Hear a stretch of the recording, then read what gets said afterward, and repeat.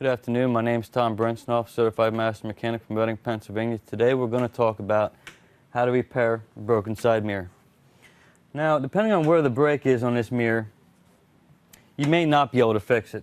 A lot of times these will come as one assembly and there's really not much you can do. If you broke just the glass part of it here, you can get them to local hardware, local parts store. They're 10, 12 bucks maybe. This glass right here does come out. If you break it, all you have to do is just chip it away with a little screwdriver. Any kind of little pick will pull this glass off.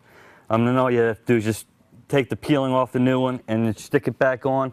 Make sure the vehicle sits for about 12 hours before you drive it, otherwise the glue won't set and it'll fall off. And try to keep it out of direct sunlight.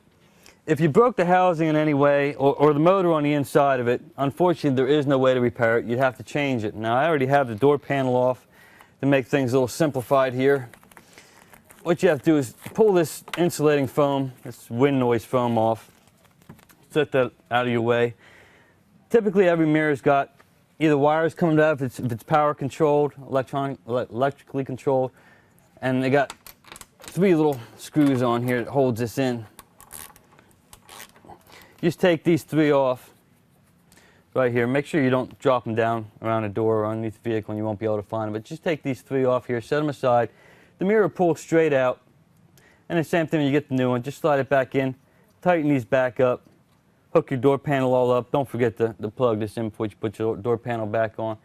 And it's really that simple. It's half-hour job, hour job. It's really no big deal. Anybody can tackle it.